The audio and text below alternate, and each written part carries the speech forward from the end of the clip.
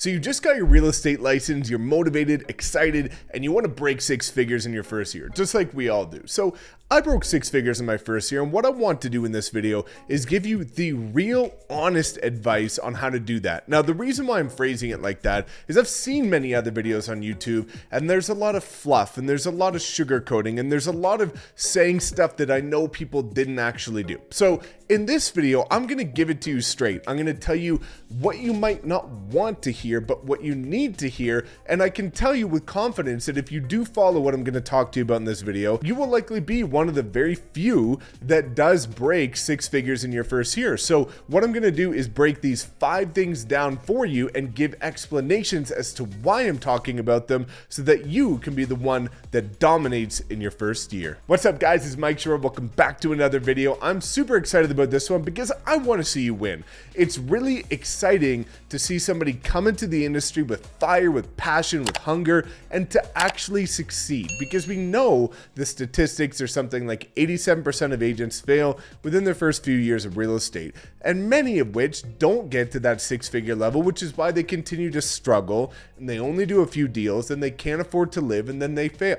So what I want to do is make sure that you're here for a reason. I want to make sure you are not one of those case studies. I want to make sure that you're one of the ones that we're talking about crushing it. So let's get straight into it. So the first thing that I want to talk about is one of the biggest things that I see people do wrong when they get into real estate is they get into real estate and they choose one source of how they want to generate business. They want to cold call, or they want to door knock, or they want to approach social media, or they want to leverage some sphere because they have a family that's well connected. In my personal opinion, the perspective you should have when you get into real estate in your first year is you should do whatever it humanly takes in order to get to the point where by the end of the first year, you can look back and say there wasn't one single thing you could have done more in order to build your business in your first year. So let's break this down for a second. In my first year of real estate, I door knocked for 3 hours a day, every single day, 7 days a week for the first 6 months. And if it was too cold or if the weather was crazy, I would cold call for 3 hours a day, every single day.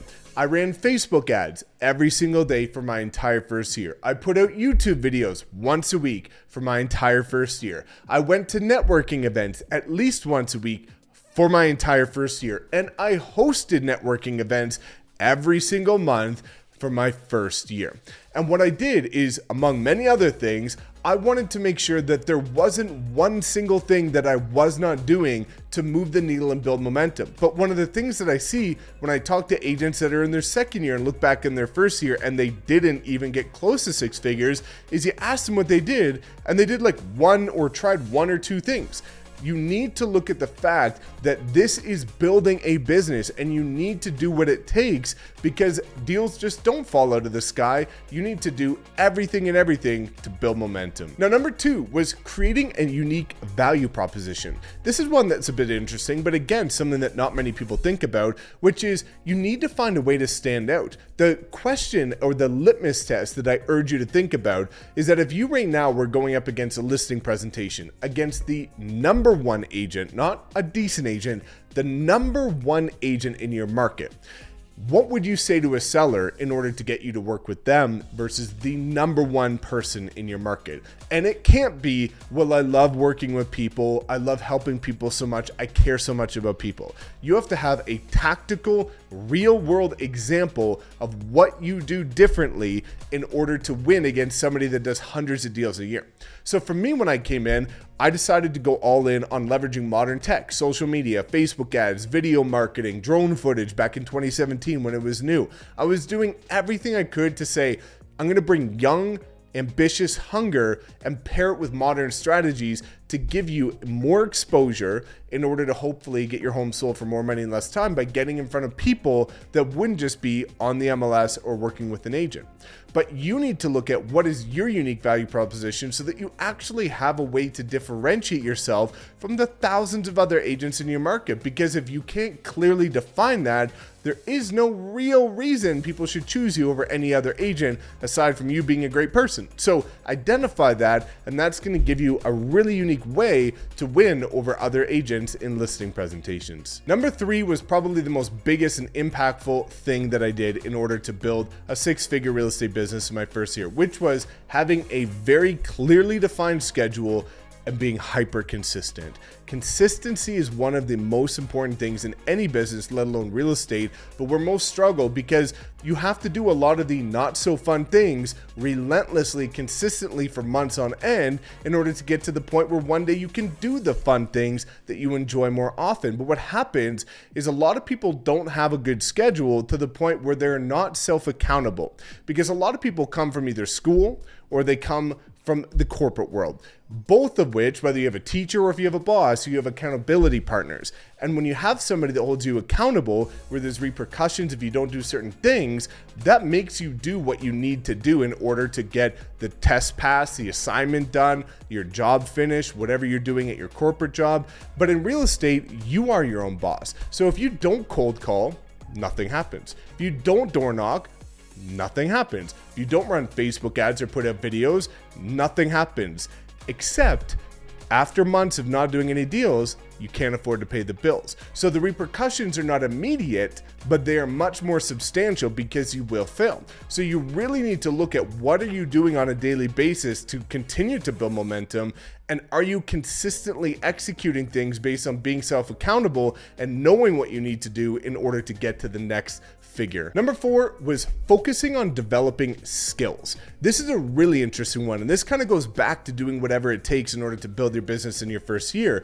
And what I'm alluding to here is the fact that you look at a lot of people and they're stagnant. We're in 2021. They still haven't learned to run a Facebook ad. They still don't know how to put out a YouTube video. They don't know how to post on Instagram. They don't know how to leverage any tech. Half of them can't even use Zoom, for God's sakes. Like, you need to continue to develop skill sets, whether it be communication, marketing, branding, negotiation, objection handling. You need to continue to work on developing these. Otherwise, you become like most agents, a one-trick pony, and when that trick doesn't win, you don't win. So let's look at where your weak points are and find ways to develop skills that will fill in those voids to make you more diverse, a stronger agent, so that when you're thrown into unique situations that you otherwise might not have been able to handle, now you can come attack it with confidence and win that listing presentation, that buyer presentation, convert those online leads, convert people at the door on the phone, and that's going to, again, ultimately increase your conversion, which increases your deal flow. Now, the 5th and final one is the one that nobody wants to hear, but it has to be said. You have to make sacrifices, right? I see a lot of new agents get into the business, and you see them on the weekends because it's summer, and they're out golfing. Like, what? You want to build a 6-figure business and you're golfing? It does not happen. In my first year, I didn't take a single day off except for Christmas, not even my birthday, not even normal holidays. I would take a dinner or an evening off. Like, if you want to build a successful 6-7-figure business, you have to give up at least 1 to 2 years in order to build the momentum so that you can enjoy 5 to 10 years or 20 years of freedom in the future. But most people aren't willing to make those sacrifices because it's beautiful out and their friends are out having patio beers or going to restaurants or going on trips or going on vacations, and you want to go do that too. Well, if you decide to take part in that, you have not earned the right to complain about not hitting 6 figures in your first year.